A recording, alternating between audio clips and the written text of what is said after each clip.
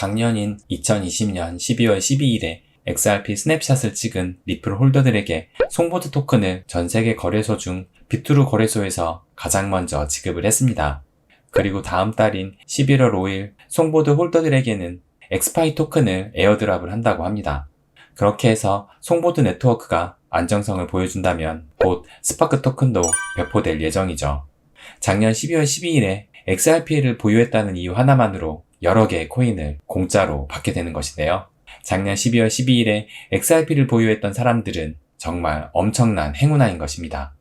하지만 XRP 홀더들을 위한 에어드랍은 끝나지 않았습니다.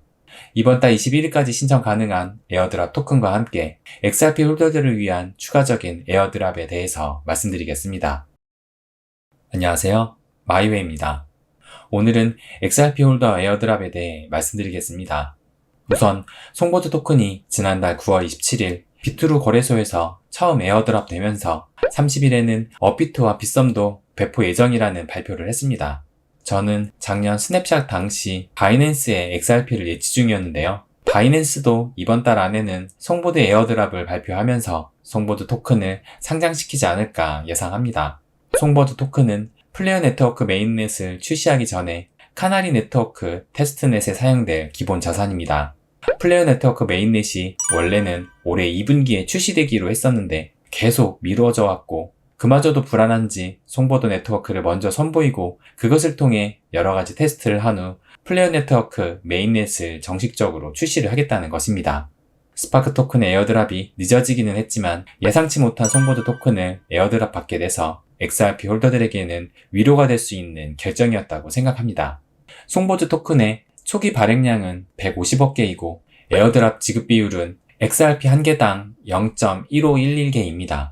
즉 XRP를 10만 개 보유했다면 15,110개의 송보드 토큰을 받게 되고 현재 송보드 토큰의 가격이 약 700원이니 약 1천만 원어치의 코인을 무료로 받게 되는 것입니다. 그럼 작년 12월 12일 스냅샷 당시의 XRP 가격을 보겠습니다.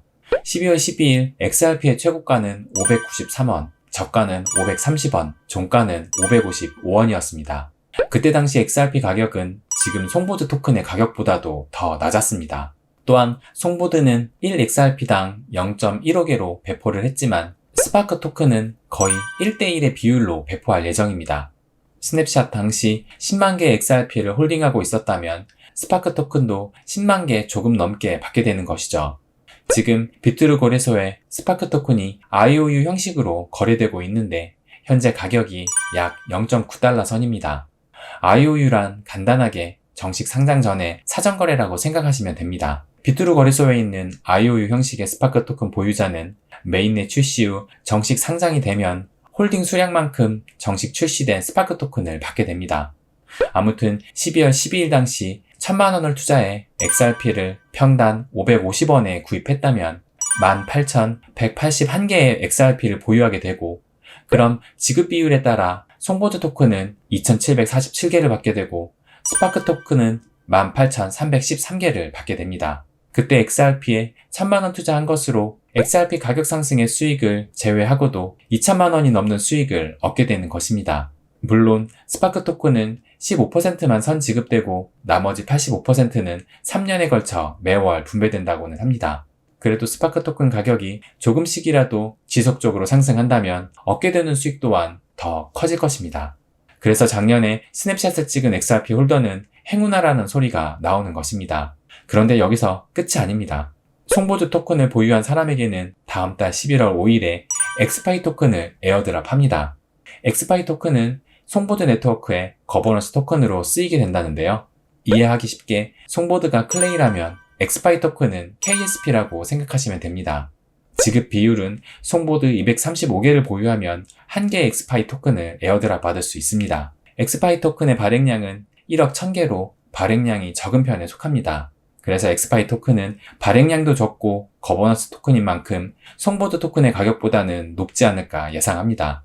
플레어 네트워크 메인넷이 출시되고 스파크 토큰도 분배가 되면 마찬가지로 7일에서 10일 뒤에 다오 플레어 또한 에어드랍하게 됩니다. 다오 플레어는 스파크 토큰의 거버넌스 토큰입니다. 결국 작년 12월 12일에 XRP를 보유하여 스냅샷만 찍었다면 송보드 토큰, 엑스파이 토큰, 스파크 토큰, 다오 플레어까지 4개의 토큰을 무료로 받을 수 있는 것입니다.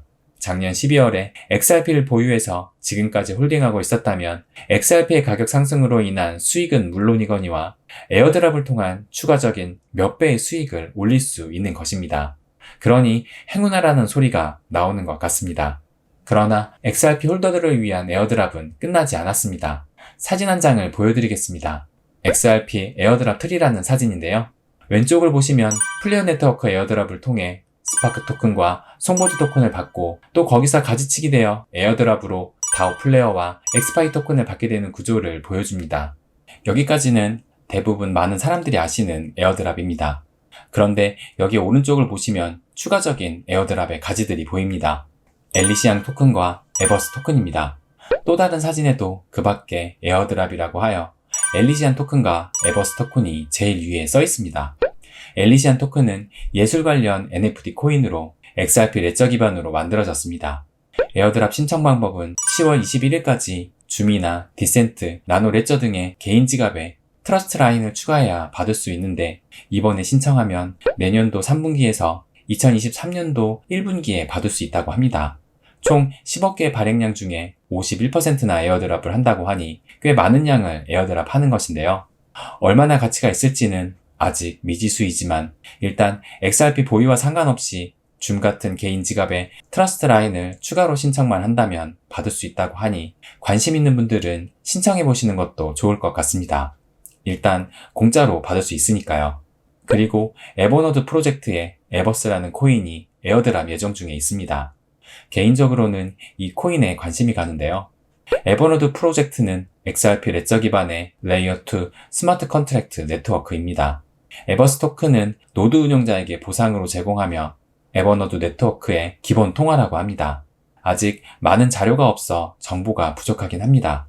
다만 발행량이 총 2,500만 개이고 그중 10%인 250개는 개발자, 또 10%는 테스트 참여자, 또 10%는 XRP 홀더들에게 에어드랍해서 초기에 30%의 물량이 풀리고 나머지는 약 60년에 걸쳐 보상 채굴되어진다고 합니다.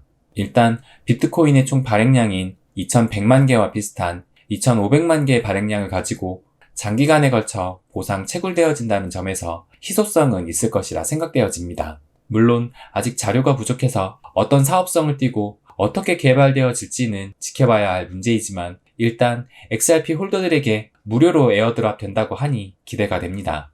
그러나 아직 에어드랍의 구체적인 일정이나 방법 등이 발표되지 않았고 2022년 중후반 예정이라고만 나와 있어서 좀 더 기다려봐야 할 것 같습니다. 추가적인 소식이 나오면 말씀드리겠습니다.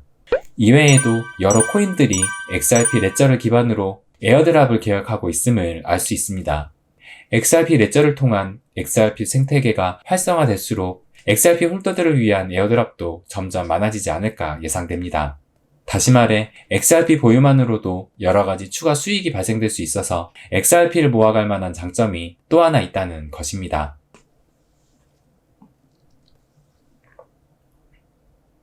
작년에 스냅샷을 찍은 분들은 정말 큰 행운을 잡은 것이라 저 또한 생각합니다.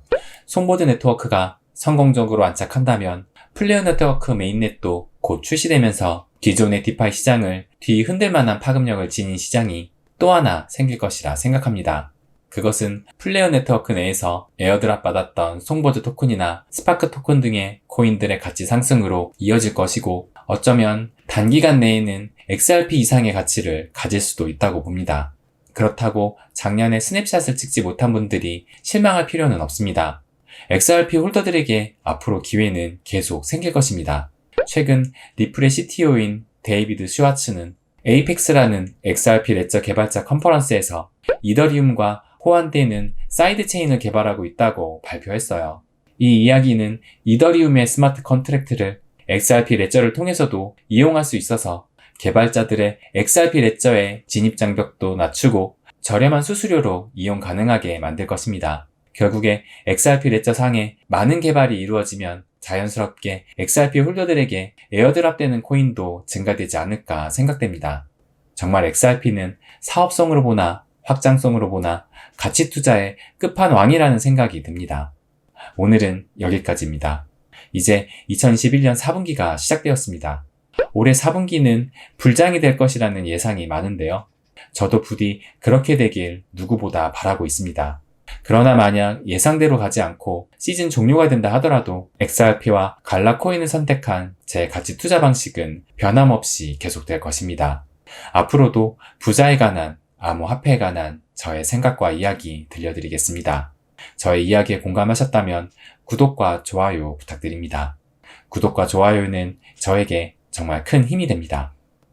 부자가 되는 길, My Way.